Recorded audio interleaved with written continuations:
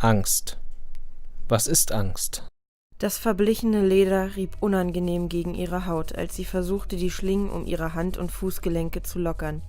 Es war ein vergebliches Unterfangen, das wusste sie, dennoch konnte sie nicht anders, als es zu versuchen. Der Instinkt war in dieser hilflosen Sekunde stärker als ihre Vernunft. Angst ist ein Grundgefühl, welches sich in als bedrohlich empfundenen Situationen als Besorgnis und unlustbetonte Erregung äußert. Aber Angst ist die Vorstufe von Panik und Angst ist so viel mehr als ein simples Gefühl. Ein beißender Gestank hatte sich in dem Raum ausgebreitet und jeder andere normale Mensch hätte wahrscheinlich gekotzt, doch die Braunhaarige hatte sich mittlerweile an den süßlich verwesenen Geruch von altem Blut gewöhnt. Wie lange sie hier war, wusste sie nicht. Wo sie war, auch nicht. Verdammt, sie hatte keine Ahnung mehr, wer sie war. Etwas benebelt wandte das Mädchen den Kopf nach rechts und versuchte irgendetwas in den Schatten auszumachen. Auslöser können dabei erwartete Bedrohungen, etwa der körperlichen Unversehrtheit, der Selbstachtung oder des Selbstbildes sein. Da sich eine scheinbar undurchdringbare Dunkelheit an ihren Körper schmiegte, konnte sie nur die Konturen der Person erkennen, die auf sie zukam und gefährlich breit lächelte. Hinter sich zog er einen handlichen Werkzeugwagen her, auf dem teilweise rot gefärbte Geräte lagen. Dunkelheit, Bewegungsunfähigkeit, Gestank nach Verwesung und ein dubioser Mann mit noch dubioseren Vorhaben. Na super. Sie schluckte. Angst stammt von dem lateinischen Wort anguste ab und es bedeutet beengend. Gefahrensignale im Gedächtnis vorzuhalten, hat offensichtlich Selektionsvorteile. Angst ist die gelernte Verbindung von spezifischen Hinweisreizen in Ereignissen und deren schädlichen Konsequenzen. Dornröschen ist ohne den Kuss ihres Prinzen erwacht? Fragte er belustigt und beugte sich über sie, wobei er ihr Kinn hochhob und ihr in die wunderschönen Augen blickte. Das Mädchen reagierte mit einem Seufzen. Na dann, lass uns Spaß haben. Abrupt ließ er sein Opfer los und ihr Hinterkopf prallte unsanft auf. Sie stöhnte nicht ganz bei sich und dann ertönte ein unangenehmes Klicken. Beinahe sofort erhellte sich der Raum und das kalte Neonlicht traf die Brünette wie ein Schlag, weswegen sie sich abwandte. Nachdem sie eine Weile lang geblinzelt hatte, gewöhnten sich ihre Augen an die neue Helligkeit. Doch sie konnte ohnehin nichts erkennen, da es so war, als ob sie durch eine Staubschicht blicken würde. Ihr Kopf war vernebelt. Angst ist der Oberbegriff für eine Vielzahl von Gefühlsregungen, deren Gemeinsamkeit auf einer Verunsicherung des Gefühlslebens beruht. Der Mann kicherte und verschwand langsam aus ihrem Blickwinkel. Zuerst wusste sie nicht, wo er war, doch dann konnte sie ihn fühlen. Ihr Zurückzucken wurde von einem fiesen Schmerz in der Schläfe begleitet. Unbeeindruckt ließ der Irre seine Zunge über ihren Oberschenkel gleiten, woraufhin sie sich angeekelt wegdrehte und die Liege, auf der sie lag, ein leises Scheppern von sich gab. Erst jetzt bemerkte sie, dass sie nur mit einem weißen Nachthemd verhüllt war, das sicherlich nicht ihr gehörte und kaum etwas verdeckte, doch wundern konnte sie sich nicht, da sie plötzlich eiskaltes Metall auf ihrer Haut fühlte. Er übte einen beinahe sanften Druck auf das Messer aus, welches sofort die oberste Schicht ihres Schenkels durchbohrte.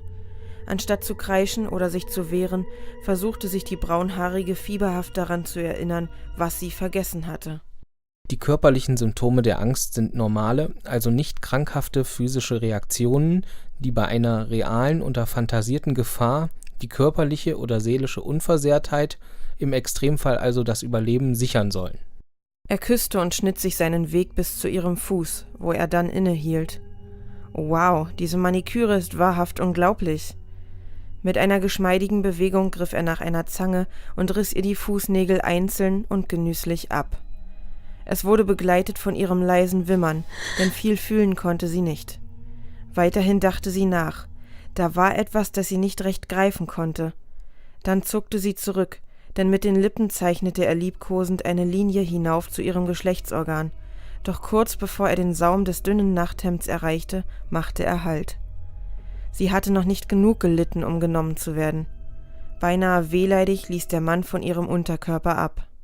Jeder Mensch bringt eine für ihn typische Angstdisposition von Geburt an mit, die sich aber schon ab dem Kleinkindalter und noch lebenslang durch entsprechende Lernprozesse erheblich verändern lässt. Jede Art von Angst kann gelernt, aber auch verlernt werden. Er ließ eine raue Hand über ihren Arm gleiten und rieb seine Wange an ihrer duftenden Haut. Sie war so schön weich. Wieder verteilte er kleine Küsse auf ihr, bevor er ihr eine Spritze vor die ziellos umherirrenden Augen hielt. Eine Spritze, die zur Entnahme von Rückenmark diente. Sie stöhnte abermals und schüttelte den Kopf umher, woraufhin ihre welligen Haare das engelsgleiche Gesicht umschlossen. So schön. »Lady, haben Sie einen Modelvertrag?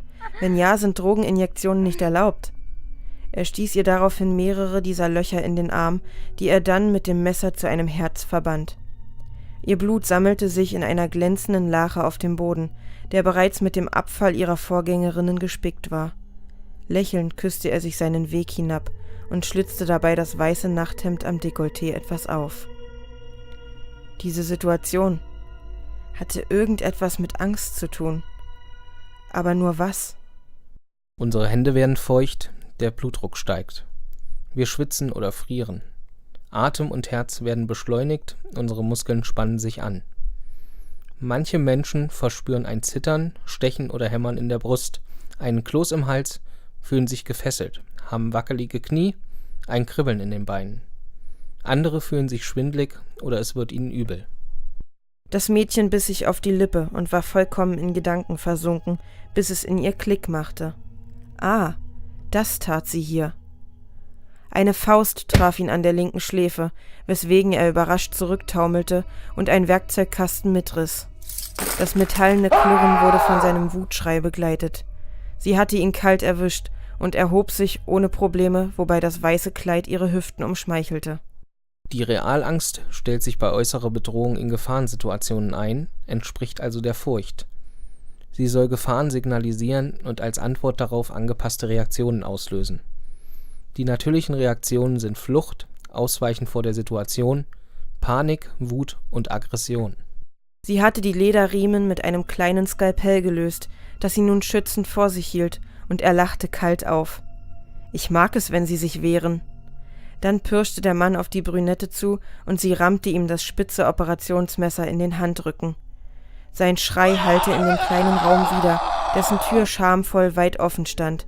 Doch sie rannte nicht raus, sondern griff nach einem massiven Gerät, das unbenutzt auf dem Boden in ihrer Blutlache lag. Der Schmerz ihrer Wunden ließ sie vollkommen kalt. Das Erleben eines traumatischen Ereignisses wie etwa eines Unfalls, einer schweren Erkrankung, einer plötzlich auftretenden Übelkeit in der Öffentlichkeit, eines Misserfolgs oder der Tod eines Angehörigen können dazu führen, dass wir diese Situationen als gefährlich ansehen. Die Nagelpistole wog schwer in ihrer Hand und die Narkosemittel klangen ab. Das Mädchen hatte keine Angst und schenkte ihrem Peiniger ein kleines Grinsen. Der kicherte, als er das Skalpell aus seiner Hand zog, da er sich nun wieder übermächtig fühlte. Er wusste nicht, dass sie die Sicherung, welche er selbst hinzugefügt hatte, ohne Probleme öffnen konnte. »Damit kannst du nicht umgehen.« Als sich ein Nagel in seine Kniescheibe bohrte, betrachtete er sie mit einem fassungslosen Blick, der bald einer schmerzverzerrten Grimasse wich. Sie schoss ihm weitere Eisengeschosse mit Hochdruck durch den Körper und betrachtete belustigt, wie sich sein Blut mit ihrem mischte. Auch von überängstlichen und überbehüteten Eltern können wir lernen, Situationen als gefährlich anzusehen, die es in Wirklichkeit gar nicht sind. Als sie ihn bei den Haaren etwas hochzog und in seine Augen blickte, die von einer alten Nickelbrille umsäumt wurden, sah sie etwas, das sie dazu bewegte, ihm 3 Nägel durch den Schädel zu jagen. Sie sah Angst. Angst, die ihr schon immer verwehrt gewesen war. Ein letzter rasselnder Atemzug. Die Geräusche, die von den Wänden widerhallten. Der Schmerz. Ihre Kraft verpuffte sich. Angstgefühle können auch auftreten, wenn wir über längere Zeit in starker Anspannung gelebt haben. Etwa weil ein Familienmitglied chronisch krank ist, sich der Partner von uns trennte oder unser Körper nach einer körperlichen Erkrankung erschöpft ist. Es war anstrengend, in den tiefen Wald hinauszulaufen, und das Mädchen wäre sicher zusammengeklappt, wenn sie nicht nach einer gefühlten Ewigkeit und aus purem Glück in das Lager einer Pfadfindergruppe taumelte. Da Angst ein sehr unangenehmes Gefühl sein kann, versuchen viele Menschen es zu vermeiden. Sie meiden die Situationen, in denen sie Angst empfinden, nehmen Medikamente, führen stets Notfalltropfen bei sich oder gehen nur in Begleitung aus dem Haus. Sie wollte Angst fühlen. Dabei hatte sie alles versucht. Sie hatte einen Jungen geküsst, war eine unglaubliche Achterbahn gefahren, hatte sich von einer Klippe ins offene Meer gestürzt. Mittlerweile ließ sie sich sogar von Serienkillern fangen, doch dieser Kerl hier war aus dem Ruder gelaufen. Er hatte nichts weiter getan, als sie anzuekeln. Und wenn sie keine Angst bekommen konnte, würde sie andere Leute dazu bringen, vor Angst zu zittern. So wie sie es immer taten. Die Brünette würde sich daran ergötzen und versuchen zu lernen, was Angst auslöste. Wie sie dieses wunderbare Gefühl auch erreichen konnte. Allen Vorgehensweisen ist gemeinsam, dass sie nicht an den Ursachen der Angst ansetzen. Unsere unangemessenen Ängste verfestigen sich und werden immer resistenter gegen Veränderung. Das junge Mädchen lächelte, als sie in die tiefe Dunkelheit abdriftete und sich fragte, ob Ärzte auch Angst vor ihr haben konnten und wie viel Chaos man in einem Krankenhaus auslösen konnte. Dann umringten sie auch tausende schockierte Stimmen, Schreie hallten durch die Nacht und jemand begann angeregt zu telefonieren. Sie würde die Angst finden. Und wenn sie bei anderen suchen müsste.